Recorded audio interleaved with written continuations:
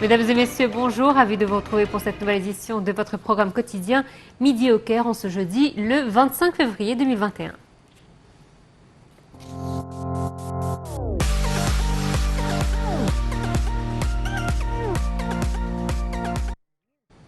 Le chef du gouvernement, Moustapha Madbouli, a présidé hier via visioconférence la réunion hebdomadaire du Conseil des ministres. Madbouli a passé en revue les traits préliminaires du plan des investissements de l'année fiscale 2021-2022. Le Premier ministre a indiqué qu'au cours de cette année, le volume des investissements gouvernementaux devrait connaître une augmentation remarquable, et ce dans le cadre du plan de l'État visant à exécuter plusieurs grands projets nationaux et le lancement de plusieurs initiatives présidentielles afin d'améliorer les services accordés aux citoyens dans les différents secteurs, surtout ceux de l'éducation et de la santé. Madbouli a annoncé la tenue durant la prochaine période de plusieurs réunions pour discuter des suggestions concernant les plans d'investissement des différents ministères.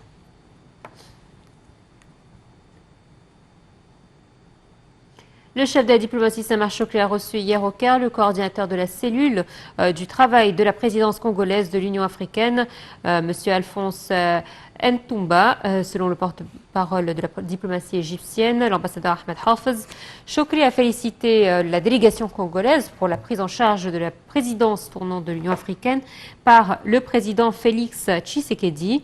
Le ministre des Affaires étrangères a salué le côté ou la partie congolaise pour avoir effectué cette visite en Égypte en vue de s'enquérir des derniers développements du dossier du barrage éthiopien de la Renaissance, tout en prenant en considération l'importance qu'accorde l'Union africaine à la poursuite des négociations. Chokri a aspiré à un rôle du Congo pouvant aider à parvenir à un accord contraignant sur les règles de remplissage et d'opération qui prend en considération les intérêts des trois pays. Le chef de la diplomatie a examiné avec la délégation congolaise une proposition soudanaise soutenue par l'Égypte pour développer le mécanisme de négociation en formant un quartet international regroupant, outre l'Union africaine, les États-Unis, l'Union européenne et l'ONU, en vue de relancer les négociations et de parvenir à un accord le plus rapidement possible.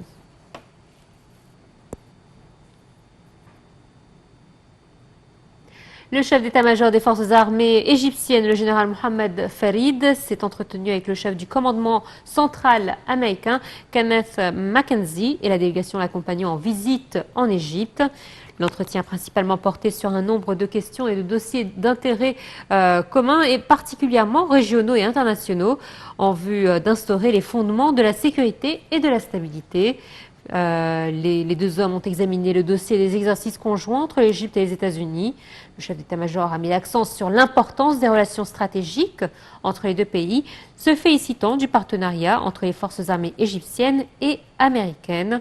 Le responsable américain a pour sa part souligné l'importance de renforcer le partenariat militaire stratégique entre les forces armées égyptiennes et américaines, espérant que la prochaine période verra davantage de coopération entre les deux pays de sorte à réaliser les intérêts communs.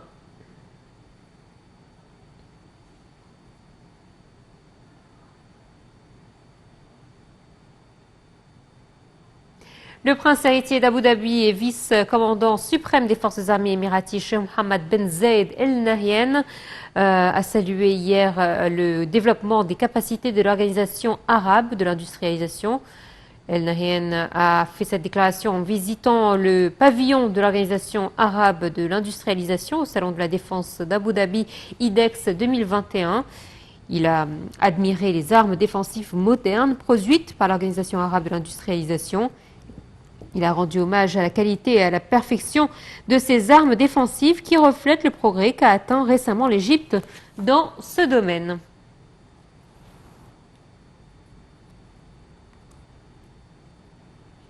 L'autorité égyptienne des médicaments a accrédité hier d'urgence 2 vaccins anti-coronavirus, et ce dans le cadre de la campagne de vaccination lancée contre la Covid-19.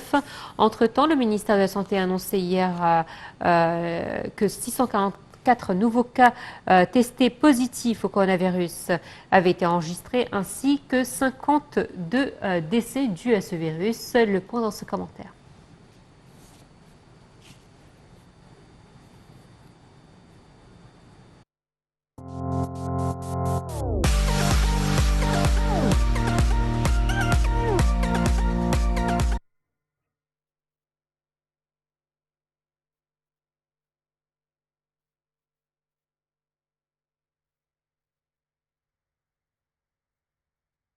المستحضرات الدوائية طبقا لنتيجة التحاليل.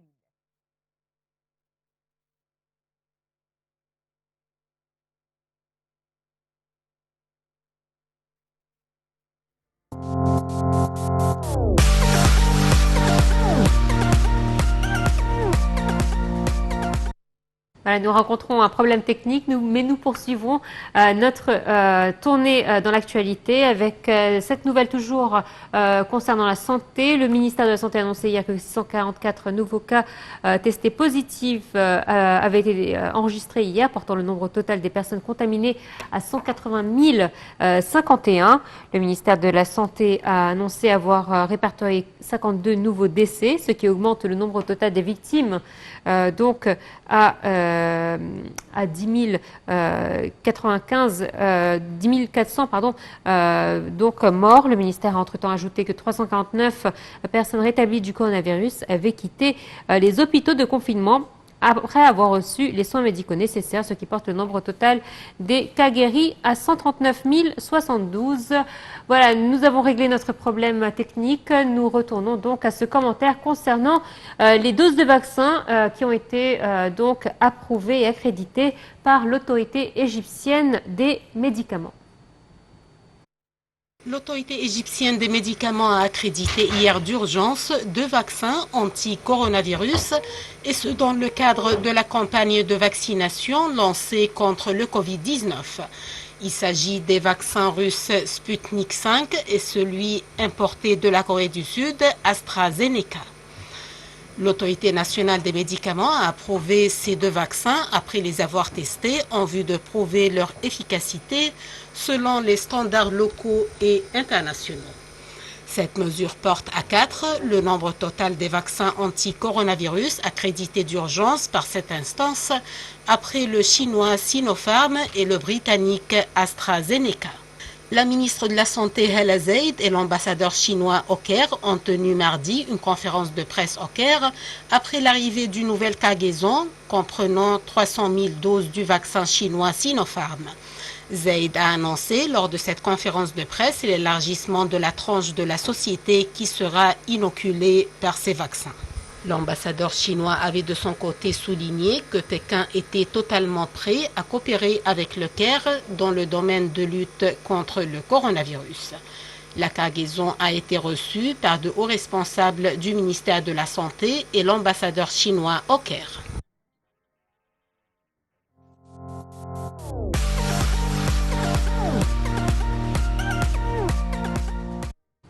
L'Égypte a été livrée cette semaine du premier lot de wagons de train fournis par la Hongrie. 4 wagons d'un total de 260 nouveaux, dont 256 Russes sont arrivés au port d'Alexandrie en fonction de l'accord conclu entre les 2 pays. Le point avec Perihan Fallou. L'Égypte a pris livraison cette semaine du premier lot des wagons de train fournis par la Hongrie. La cérémonie de livraison a eu lieu en présence du ministre du Transport, Kamel El Wazir, et du ministre hongrois des Affaires étrangères, Péter Szijjártó. 4 wagons d'un total de 260 nouveaux, dont 256 Russes, sont arrivés au port d'Alexandrie en fonction de l'accord conclu entre l'autorité égyptienne des chemins de fer et Transmash Holding, représentant l'alliance russe et hongroise, portant sur l'industrialisation de 51% en Hongrie et 49% en Russie, et seront fournis à l'Égypte en fonction d'un calendrier défini dans l'accord d'un montant de 1 016 050 €. El Wazir a déclaré que la présence du ministre hongrois à la cérémonie de livraison traduisait le grand intérêt de parachever cet accord réalisé grâce au rôle considérable du président Abdel Fattah el-Sisi en ce sens. Les visites échangées et les réunions tenues avec les directions des 2 pays en vue de le conclure. Et de préciser que l'Égypte adopte un plan ambitieux portant sur le développement de tous les organes de l'État et en tête le secteur des transports qui s'est détérioré jusqu'au temps où le chef de l'État a élaboré la stratégie de développement durable Égypte 2030, incluant impérativement la construction des axes routiers modernes qui lie les différentes zones du pays.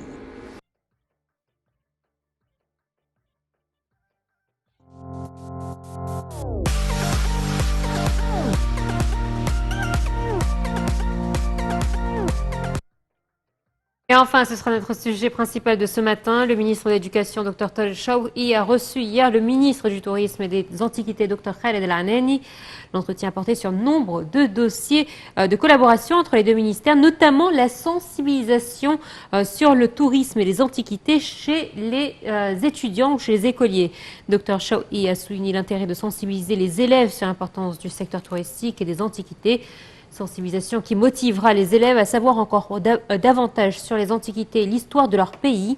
De son côté, Dr Lahaneni a déclaré que le ministère déployait des efforts afin de stimuler le tourisme interne en organisant des voyages scolaires ainsi que des activités touristiques et des programmes de sensibilisation. L'objectif étant de sensibiliser toutes les tranches de la société et de manière à mieux agir avec les touristes dans le futur. Nous a rejoint par téléphone Hazem Skandarani. Bonjour. Bonjour. Alors moi, c'est un sujet qui me tient à cœur parce que moi, je me suis toujours posé la question comment l'Égypte, avec le nombre de touristes qui nous viennent à travers le monde entier, avec la richesse que nous avons, comment aujourd'hui, à l'école, nous n'organisons pas de sorties scolaires ni de voyages scolaires pour montrer à ces enfants la richesse de leur pays, leur faire aimer leur pays à travers ces très beaux sites. On le sait quand on est enfant, ce sont surtout le contact visuel qu'on retient et non les livres. Ce qu'on lit dans les livres, malheureusement, on a tendance à l'oublier. Mais lorsqu'on fait un voyage, qu'on en garde des souvenirs et qu'on nous explique sur place l'histoire de ce monument, ça rentre beaucoup plus facilement que si on le lit dans le livre. Pourquoi avons mis tant de temps afin que ce partenariat entre les deux ministères puisse exister? Bien sûr, le point que vous discutez maintenant est un point très très important. Et justement, c'était une... Je ne veux pas accuser ou montrer de doigt à quelqu'un, mais effectivement, il y avait vraiment une sorte de négligence totale, effectivement, pour ce sujet, vis-à-vis de ce sujet, surtout. Alors là, on dit toujours que plus tard mieux que rien, que jamais. Vous voyez, donc, moi je vois que c'est un pas très important en avant, sur plusieurs aspects. Tout d'abord, on voit que la jeunesse ne comprend pas qu'est-ce que c'est la pyramide, ne comprend pas qu'est-ce que sont les temples. Exactement. C'est quoi les pyramides, c'est quoi notre patrimoine. Et malheureusement, les Égyptiens d'aujourd'hui ne savent pas la grandeur de leurs ancêtres. Et ça c'est grave. Ça rajoute au caractère de l'Égyptien la fierté et l'amour de son pays, l'amour de son histoire. Au lieu de se moquer des noms de nos ancêtres, de nos anciens, nos grands rois, et au lieu d'être fiers vraiment et de ne pas être fiers de notre histoire ancienne, majestueuse, il faut vraiment ouvrir les yeux de toutes les classes, de tous les âges, sur la grandeur de l'Égypte. Et le respect aussi de nos antiquités. Ça, c'est une chose qui est très importante. Je vois que il y a quelques années, il y a un des gardiens là-bas, il a cassé une pierre de la pyramide pour vendre cette roche à un touriste. Donc, il faut répondre à cette conscience, cette compréhension de la valeur importante de nos antiquités.